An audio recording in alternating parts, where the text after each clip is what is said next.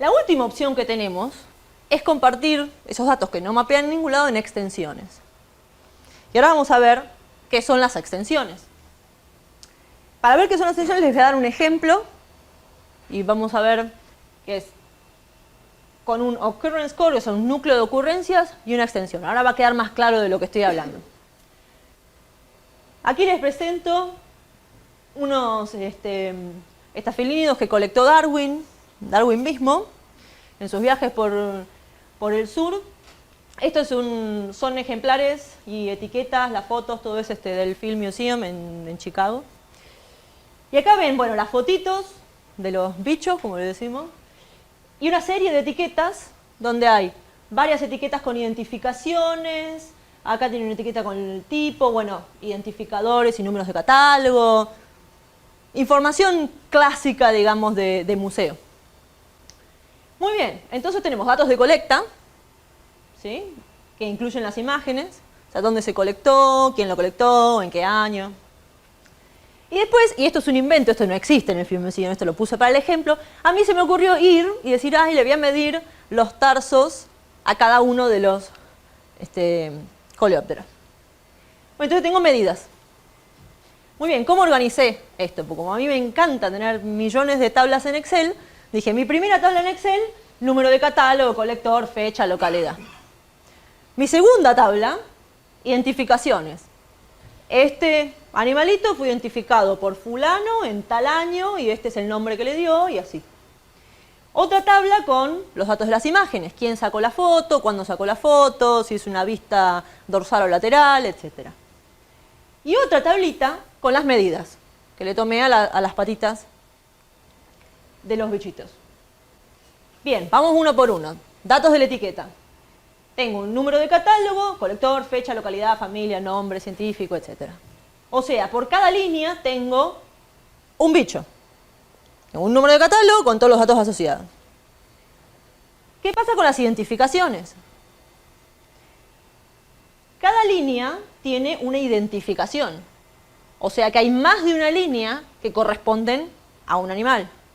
O sea, para un animalito tengo 1, 2, 3, 4 identificaciones distintas. Una cosa similar me va a pasar con las imágenes. Para un animalito tengo 3 imágenes, 4 imágenes, 2 imágenes, cada una con los datos asociados. Bueno, y como se imaginarán, lo mismo para las medidas de los tarsos. ¿Y cuál es la situación entonces? Tengo el pobrecito ahí muerto al que le saqué la foto y tengo, por cada número de catálogo, por cada ejemplar, tengo una relación 1 a 1 en cuanto al número de catálogo, colector, fecha, localidad. Ahora tengo una relación 1 a muchos con los nombres, las identificaciones, con las imágenes y con las medidas. Muy bien. ¿Y a qué viene todo esto? Bueno, vamos a tomar como premisa que queremos que los registros sean únicos. Una cosa por línea. ¿Sí? Entonces, si hacemos una cosa por línea usando Darwin Core simple, no podemos manejar relaciones 1 a muchos. Bueno, ¿por qué? Bueno, no podemos repetir términos. ¿Y esto qué quiere decir? Supongan que yo quiero compartir, aquí les puse las medidas, por cada número de catálogo. Pongo el espécimen con este número de catálogo y después le tendría que poner tipo de medida, largo de la patita 1 derecha y el valor, largo de la patita 2 derecha y el valor. Ahora fíjense que este campo, tipo de medida, es igual que este. Y el valor de medida es valor de medida. Yo no puedo repetir los nombres de los campos. Entonces no puedo establecer en una sola línea esa relación 1 a muchos. Necesito sí o sí tener varias líneas. Muy bien, entonces, ¿cómo solucionamos el asunto? Bueno, primero decidimos qué es lo importante para mí. Bueno, lo importante para mí es los datos de colección. La ocurrencia de este espécimen en particular, en ese lugar, en esa fecha, etc. Entonces voy a llamar a eso núcleo. Entonces mi núcleo va a ser de ocurrencias. Y todos los demás datos, cada uno con su integridad, van a ser extensiones. Entonces voy a tener una extensión de identificaciones relacionada con ese núcleo de ocurrencia, una extensión de imágenes, que en este caso, estos son los nombres de las extensiones en Darwin Core, y una extensión de medidas. Entonces, los especímenes que tienen medidas, que tienen identificaciones, que tienen fotografías. O sea que el esquema es más o menos así, es un esquema de estrella, donde uno tiene el core o núcleo, ¿sí?, y las extensiones relacionadas. ¿Y cómo se relacionan estas extensiones con el core? Por medio de identificadores. Entonces yo asigno un identificador al ejemplar y ese identificador se va a repetir en las extensiones para los datos que correspondan a ese ejemplar. Por ejemplo, para las 5 fotos que correspondan a ese ejemplar. En el caso anterior teníamos la ocurrencia, extensión de imágenes, de identificación y de medidas. Muy bien, ustedes si recuerdan la diapositiva que puse antes, habíamos dicho, para los campos que no mapean, no compartir, las extensiones que acabamos de ver, y había otro que era incluir en los campos generales. Entonces yo les voy a mostrar un ejemplo de cómo uno podría incluir esas medidas en el campo Dynamic Properties. Y eso se ve así. Está formateado con el formato que sugiere el estándar, ¿sí? Entonces uno tiene llave, comillas, una clave que es el parámetro del que estoy hablando, comillas, 2 puntos, el valor, y el siguiente, y el siguiente. Bueno, todo eso estructurado. Uno lo mira así y dice, yo no entiendo nada de lo que dice ahí. Bueno, es un poco más engorrosa la lectura, ¿sí? Entonces por eso uno, si quiere compartir los datos de una manera más visual o más sencilla, más sencilla relativamente, va a tratar de utilizar extensiones para que las cosas queden más ordenadas al ojo humano, digamos. Ahora, siempre la recomendación es compartir los datos de las dos maneras. ¿Por qué? Porque actualmente en los portales las extensiones no se muestran cuando uno abre el portal. Uno abre el portal de GBIF y uno ve la extensión, ve las ocurrencias. Si uno va a buscar los datos, las extensiones están, y los datos están compartidos. Pero no es algo que salte a primera vista. Entonces, alguien que busca los datos, si no se mete a buscar los datos originales, no sabe que hay extensiones. Entonces, a veces es conveniente compartirlo de esta manera, en un campo simple, y además en la extensión. Porque de esa manera, la gente sabe que la información está de entrada. Entonces, la recomendación es las dos cosas, hacer las dos cosas en la medida de lo posible. Bien, entonces, resumiendo cómo funcionan las extensiones, es un esquema de estrella donde tenemos un núcleo que está relacionado con las distintas otras informaciones por medio de identificadores. ¿Qué extensiones hay disponibles? Un montón. Hay un montón, y si entran a la página de las extensiones, que ahora creo que viene en la próxima diapositiva o en la siguiente, van a ver que hay varias extensiones que uno puede utilizar para distintos tipos de cosas. Por ejemplo, para datos genómicos, puede usar para medidas, puede usar para fotografía, para media. O sea, hay una serie de extensiones. Y algunas de ellas son estables, que son las que están aprobadas, digamos, y las que uno debería usar. Y otras están en desarrollo. Algunas listadas acá y otras que sabemos que están en desarrollo por otros grupos de investigación, pero que no están listadas todavía. Las que están en desarrollo hay que tenerles, se pueden usar si uno está usando test de publicación, pero no en la publicación general, en la publicación, ¿cómo se dice?, real, en la que va a salir afuera. Para esas sí pueden usar las que son estables, pero hay un montón para mirar. Acá, bueno, acá les daba la página. Esto es donde pueden consultar las extensiones que están disponibles. Y bueno, ¿cómo compartimos entonces? Yo pongo los datos en las extensiones. ¿Cómo los comparto? Bueno, esto me lleva a una pregunta más general, que es, ¿cómo comparto los datos? Empecemos por ahí. Bueno, muy bien. ¿Cómo comparto los datos? A través de un archivo Darwin Core. No confundir con el estándar Darwin Core. Esto es un archivo Darwin Core. Y el archivo Darwin Core va a tener una serie de elementos. Partimos de... El primer elemento son nuestros datos. Por ejemplo, los especímenes de una colección de aracnología. Entonces tenemos nuestro archivito de texto donde están nuestros datos. Esos datos los vamos a describir con otro archivo que denominamos meta, no confundir con metadatos, esto es meta, que lo que hace es decirnos la estructura de los datos.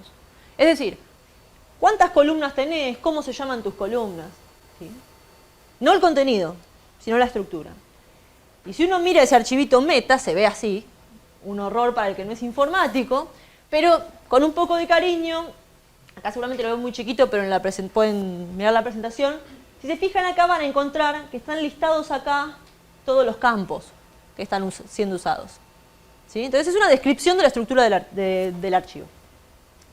Muy bien, el siguiente componente del archivo Darwin Core es un archivo de metadatos. Y el archivo de metadatos es un ML, viene del Ecological Metadata Language, y lo que hace es describir el conjunto de datos. ¿Sí? Los datos asociados, qué título tiene, quién provee los datos, qué cobertura geográfica, qué cobertura taxonómica. Si son datos acerca del conjunto de datos. Eso también se ve así, medio feo, pero si uno se fija, empieza a encontrar acá de dónde viene la persona que los compartió, el nombre, si por acá hay algunas coordenadas, está el email de la persona que compartió los datos. ¿Sí? Se ve feo, pero es una lista de los metadatos asociados.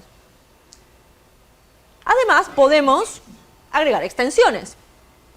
O sea, teníamos el archivo de datos, el archivo que describe la estructura y los metadatos. Si yo estuviera usando extensiones, pongo, por ejemplo, el historial de determinación. Agrego ese archivo.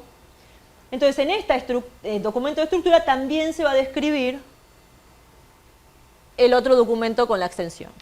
Uno podría agregar una, dos o cuantas quisiera extensiones, ¿sí? Pero vamos a dejarlo en dos para hacer el gráfico un poco más simple. Agregué fotos y agregué historial de determinación, las dos están descritos en la estructura. Muy bien, tengo entonces datos, el archivo de mapeo, que es ese que me dice la estructura, los metadatos y extensiones, acá hay algunas extensiones, tipos y distribución, si uno quisiera. ¿Qué hago con esto? Lo comprimo, listo. Esto es un archivo Darwin Core. Un archivo Darwin Core es un comprimido que tiene datos, estructura, metadatos y extensiones si los hubiera, que no son más que más datos. ¿Sí? Bien, ¿cuáles son las características del archivo Darwin Core? Tiene un formato simple porque son todos archivos de texto. Está comprimido, entonces es un almacenamiento eficiente. Es un único archivo, es de fácil acceso porque cualquiera puede abrir un comprimido con archivos de texto. ¿Sí? Y es extensible, ya vimos que podemos agregar cuantos archivos más queramos dentro de ese comprimido. Muy bien, este es el formato preferido para compartir datos dentro de la red de GBIF. Acá les puse un ejemplo de dónde encuentro un archivo Darwin Core. Bueno, si uno va al portal de GBIF y, por ejemplo, entra a un recurso, acá elegí la colección de mamíferos marinos del CENPAT, del Centro Nacional Patagónico, Argentina, y uno va a bajar datos y encuentra acá una opción que dice bajar los datos de fuente, que es el archivo Darwin Core. ¿Qué pasa si uno baja ese archivo Darwin Core? Bueno, se encuentra exactamente con lo que les describía recién. Los metadatos, la estructura y los datos. Entonces, cuando uno se baja la información de los portales, se puede encontrar con esto. O sea, los archivos Darwin Core son de uso constante y corriente. Bueno, y acá otra pregunta. ¿Y acá dónde está la magia? ¿Cómo creamos este archivo Darwin Core? Yo no me voy a poner a escribir ese archivo meta con toda la estructura, porque si meto la pata en una coma, ya no se puede interpretar. Bien, entonces, ¿cómo hacemos para llegar a este punto? Y esto nos lleva a hablar del IPT, del cual vamos a seguir hablando durante el curso in extenso. Bien, ¿qué es el IPT? El IPT es básicamente una herramienta para publicar datos. ¿Sí? Una herramienta libre para publicar datos. ¿Qué nos permite? Esto va a ser muy breve, ya vamos a ver todos los detalles del IPT después. Pero ¿qué nos permite básicamente hacer el IPT? Bueno, esto es una pantalla de un IPT de prueba, por eso dice test mode, que lo que uno puede jugar. Entonces, primero lo que hace es carga los datos. Cargo mi archivito con los datos de los especímenes. ¿Qué hace después? Mapea. Dice, este campo país corresponde a country en Darwin Core. Este campo latitud decimal corresponde a decimal latitude y así sucesivamente. Hace un mapeo de los campos de sus datos al estándar Darwin Core. Después, ¿qué hace? Carga los metadatos. Dice, esto viene de tal institución, tiene tal rango geográfico, tal rango taxonómico, esta es la persona que lo crea, el recurso, este es el mail de contacto, etc. Y después publica. Aprieta un botón, publicar.